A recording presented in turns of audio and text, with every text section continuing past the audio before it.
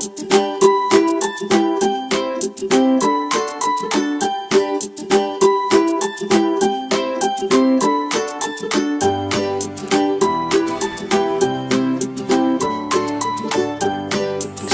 datang di channel Good Parents Indonesia, yaitu tentang materi PAUD.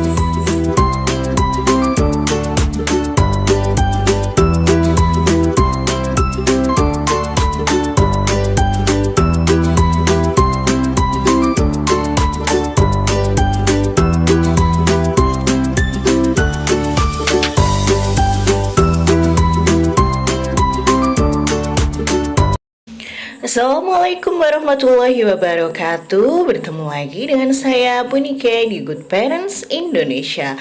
Halo sahabat baik, kali ini kita akan bercerita tentang sejarah Idul Adha atau Hari Raya Kurban, yaitu kisah Nabi Ibrahim dan juga kisah Nabi Ismail. Kemarin kita kan sudah berkurban ya. Hewan apa saja yang boleh kita kurbankan? Ada sapi, ada unta, ada kambing, atau domba. Kalian tentu tahu kan, Idul Adha itu bagi siapa yang mempunyai rezeki lebih boleh melakukan kurban atau penyembelihan hewan seperti yang Budiken sebutkan tadi. Ada apa saja? Ayo, ada sapi, ada unta, ada kambing, atau domba. Perintah Allah tentang melaksanakan kurban atau menyembelih hewan kurban ada di surat Al-Kautsar ayat 2 yang berbunyi, kita mulai ta'awud dulu ya. A'udzu billahi minasyaitonir rajim.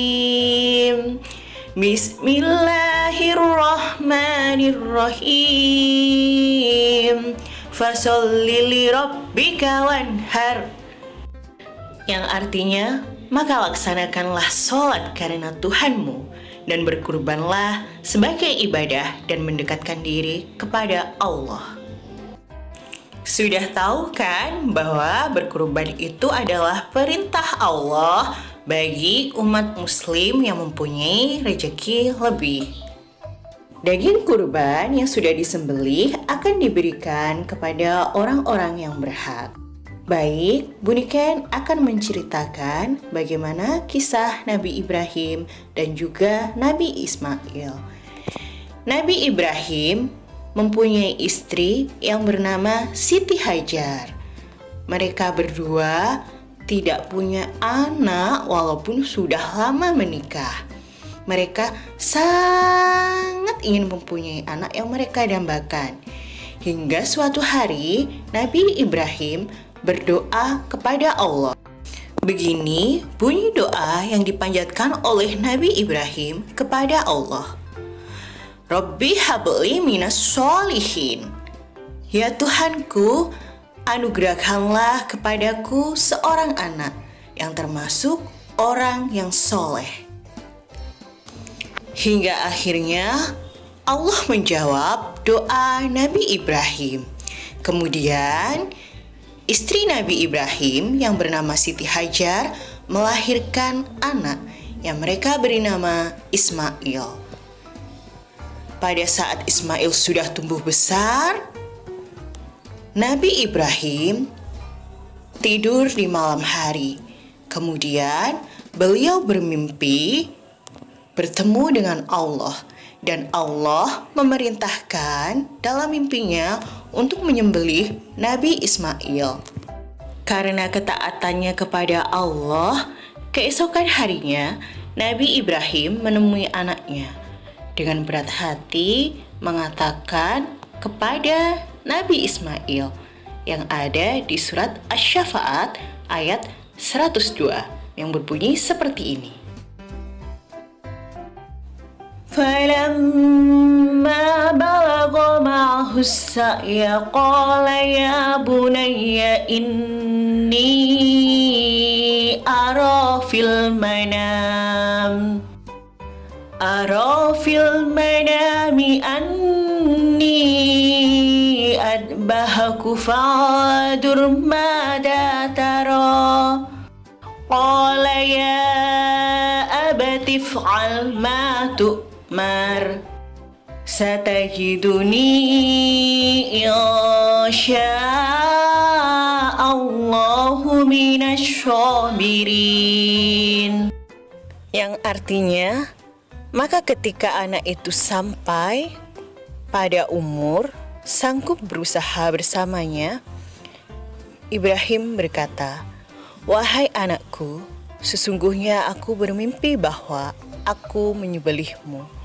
Maka pikirkanlah bagaimana pendapatmu." Dan jawab Nabi Ismail, "Wahai ayahku, lakukanlah apa yang diperintahkan Allah kepadamu. Insya Allah engkau akan mendapatiku termasuk orang yang sabar." Kemudian Nabi Ibrahim membawa Nabi Ismail ke atas bukit. Lalu beliau membaringkan tubuh Nabi Ismail dan bersiap akan melakukan penyembelihan. Nabi Ibrahim mengayuhkan tangannya dan memegang pisau untuk menyembelih Nabi Ismail. Dan tiba-tiba keajaiban itu terjadi. Allah menggantikan domba jantan dari surga. Kisah ini diceritakan pada surat Asy-Syafa'at ayat 104 sampai 107. Lalu kami panggil dia, "Wahai Ibrahim, sungguh engkau telah membenarkan mimpi itu. Sungguh demikianlah kami memberi balasan kepada orang-orang yang berbuat baik. Sesungguhnya ini benar-benar suatu ujian yang nyata. Dan kami tebus anak itu dengan seekor sembelian yang besar." Oke sahabat baik, sudah tahu kan akhirnya kisah Nabi Ibrahim dan juga Nabi Ismail dan sejarah Idul Adha atau Hari Raya Kurban. Untuk itu kita sebagai umat muslim harus melaksanakan kurban apabila mempunyai rezeki yang lebih. Oke, ini adalah tugas pada hari Jumat. Silakan nanti anak-anak belajar untuk menuliskan huruf A. Ayo coba, Nabi Ibrahim dan Nabi Ismail itu dimulai dengan huruf apa? Ayo, dengan huruf alif tapi berharokat kasroh. Jadi dibaca I. Oke, kita akan belajar menulis huruf hijaiyah alif dengan berharokat fathah yaitu A dan berharokat kasroh yaitu I. Jadi kita akan menulis A dan I. Terima kasih ya Bunda sudah mendampingi anak-anak selama belajar di rumah. Semoga pandemi COVID-19 ini cepat berlalu. Kirimkan tugasnya di grup WA. Sebelumnya, Bunda Ken akan memberikan contoh video pembelajaran cara menulis huruf alif menggunakan harokat fathah yaitu A dan menggunakan harokat kasroh yaitu I. Jadi kita akan menulis huruf A, I. Oke, ini adalah contoh videonya. Yang pertama, buat seperti garis ya, dari atas ke bawah. Ini namanya huruf alif. Kemudian kita berikan harokat fathah terlebih dahulu seperti garis miring ya. Miringnya ke kanan ditulis di bagian atas dan ini dibaca A. Kemudian yang kedua kita belajar menulis huruf I yaitu alif seperti garis lagi ya, ditulis dari atas ke bawah. Kemudian diberi harokat kasroh.